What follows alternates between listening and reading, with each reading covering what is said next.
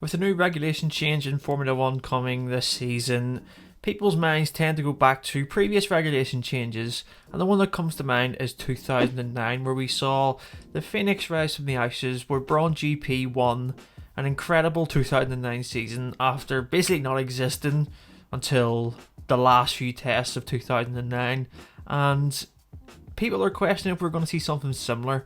Well, I'm here to try and discuss that and whether a team that is basically at the bottom end of the pack can go to the top.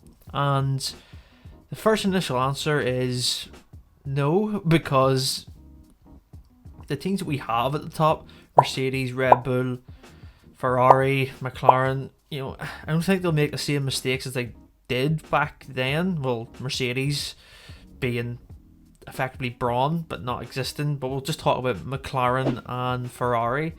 As such, they didn't get it right in 2009, and Red Bull were a mid-pack team that went up to the top, and I think it's more likely to see something like that, a mid-pack team that could potentially challenge for a title. So whether that be an Aston Martin, an Alpine, they have the resources to do that.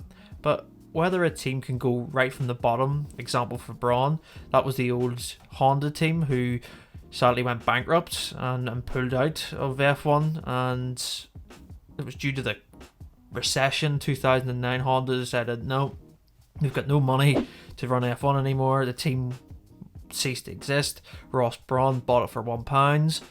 The team then took over the chassis that Honda had been developing for a number of years, and it appeared that the regulations actually suited Honda's changes and the progression they'd made with their chassis. They got a Mercedes engine, turned up to the first test, were 1 second quicker than everyone else, and the rest is history for Brawn GP. You know how it went. Those incredible races for Jenson Button and Rubens Barrichello. They were world champions in the drivers and constructors.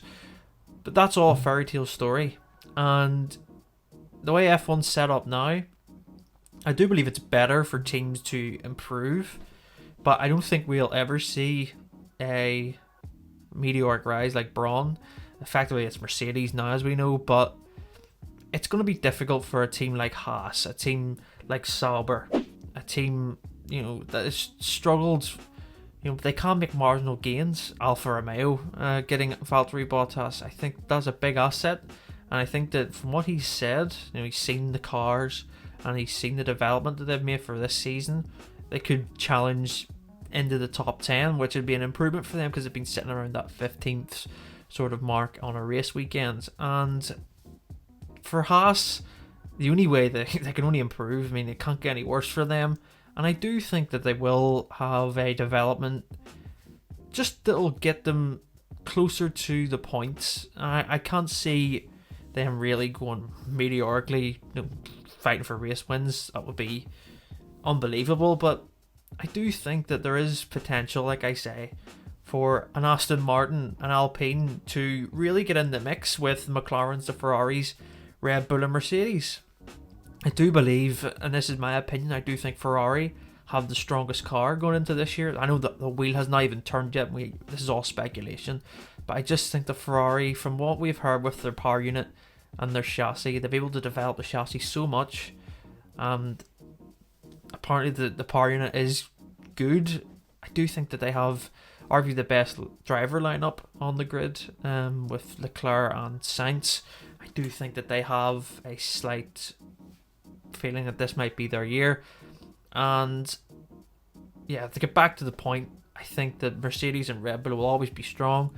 McLaren, I think, will need to improve. They struggled at the back end of last year, but like I say, the end of the development cycle on that car, it doesn't really matter compared to this year. I do think the running order will see it surprise, like I said, an Alpine, an Aston Martin, but who knows, could we see the biggest surprise and see a team just rocket up? Could we see Williams make that jump? It's exciting, and I can't wait for testing to discuss more. Let me know in the comments below, do you think the regulations are going to suit a team that's at the bottom of the pack and they're going to shoot right up? Make sure to subscribe and like this video, and I will see you in the next video.